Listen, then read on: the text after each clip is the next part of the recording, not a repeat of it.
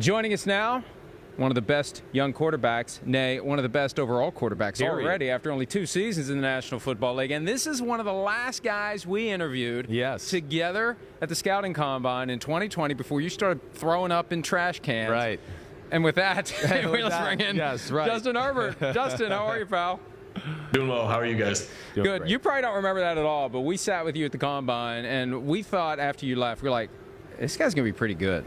Like, we'd never talked to you. I'd never talked to you. We'd never met you. And we were really impressed. And you've made us look like not idiots, which is a difficult thing to do.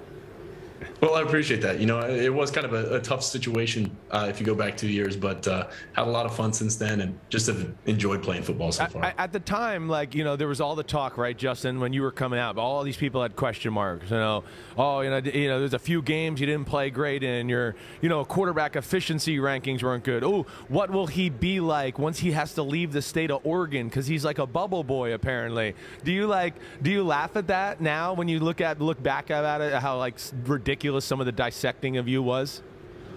I thought it was a great opportunity for me to answer some of those questions. And you do look back and you kind of realize that maybe there wasn't all that much truth to it. Right. And to be myself, to be genuine, to go there, to answer those questions, and to go to the Senior Bowl, the Combine, and be able to put myself out there on the line and show them who I really was. I thought that was a great chance for me to go out there and do that. What's been the biggest thing that surprised you about the NFL 2 seasons into your career? I think the speed of the game is still so incredibly fast. I still have to adjust to that. And as soon as I got down to Southern California and got to practicing with those guys, I threw a screen pass to, I think, Keenan, but Melvin Ingram reached up with one hand and picked it off, and like it was nothing, like he just did it regularly. And ever since then, you kind of realize that every guy that's on your team was the guy from where they are. And they're so fast, they're much bigger, stronger, and you can't run away with things. You can't get away with anything. So it's been a fun challenge so far. Are you aware of, can you sit back and understand the success you're having? You're the first quarterback ever to have 30-plus touchdowns, 2 years in a row. I mean, Justin Herbert, you got to be voted in and start over Patrick Mahomes in the Pro Bowl. To me, that was a moment where I was like, whoa, like fans and the players actually are going to do this. This is amazing. Are you able to sit back and digest that and kind of realize what you've done and the accomplishments so far? I think it is a huge honor. We've put in so much work these past 2 seasons, and the season hasn't always gone our way, and that's the unfortunate part about the NFL is you're playing really good teams week in and week out. But to have the guys that we have, the receivers, the tight ends, quarterbacks, running backs, and offensive linemen, they've done an incredible job blocking, catching, running routes. I'm not here without them, and they make my job so much easier. So it's been so much fun to be a part of. Do you like being in the same division with Patrick Mahomes and competing with him head-to-head and facing him twice a year? Do you ever find yourself looking at the NFL's configurations of teams saying, boy, life would be a lot easier in this division, not the one that I'm currently assigned to? I think it would be a lot easier being outside of that, but at the same time, it's a great opportunity to play the best. The Chiefs, they've had so much success over the past couple of years, and you wouldn't really want it any other way. You want to go up against those guys. You want to play them because they're going to make you better. They're going to find your weaknesses and they're going to exploit that. And so, it might be tough. You're going to play against those guys, but it's going to make you better. And I think in the long run, that's what you want. Yeah, I hear that. Now, I want to get into some of the nitty-gritty of your football season. 4th downs especially, right? You've got to answer this question a few times. Just playing quarterback. Brandon Staley, obviously very aggressive. What's your feel, your thoughts? Do you love it, the fact that he's so aggressive and always gives you one opportunity, one more opportunity on 4th downs? Selfishly, as the quarterback, I want to be on the field for every 4th down. Right. And whether that's smart or not, that's not my call to make. And whether it's 4th and short, 4th and long, I really believe in the guys that we have. And I believe that if we don't get it, our defense can come up with a stop. And so having that opportunity of going for it and ultimately changing the game if you do get those, I think that's big for our team because of how aggressive we are. Nuts and bolts, how much input do you have in the decision or the play call? Are you involved in that, or is that all predetermined out of your hands? I've only been doing this 2 years. I'll defer to the system that's around me. I think it's kind of finding that balance between the two because, we've got an incredible coaching staff that have been around for so long. They know what they're doing. I trust them completely. But at the same time, if there is a play that maybe I don't want to run or there are a couple plays that I really do like, I feel comfortable going to them and talking with them about that because at the end of the day, it's all of us together. And if we can all work together, I think we'll be at our best. What's Justin Herbert need to improve? I mean, you're kicking butt. You're definitely one of the best quarterbacks in football. Like, what do you look at after 2 years in the NFL and go, I need to get better at this for year 3? Yeah, I think there's plenty of room for improvement. I think we could limit turnovers. I think 15 interceptions was too many this year. A lot of them were on tipped passes and poor throws. I don't think too many were bad decisions, which I think is a positive.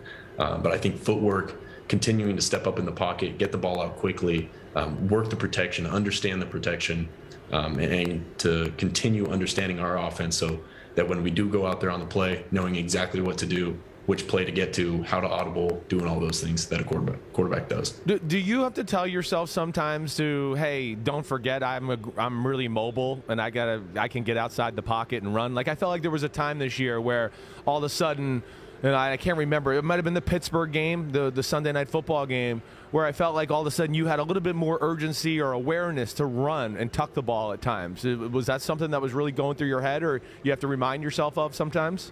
Yeah, I think that's a really good point that you bring up.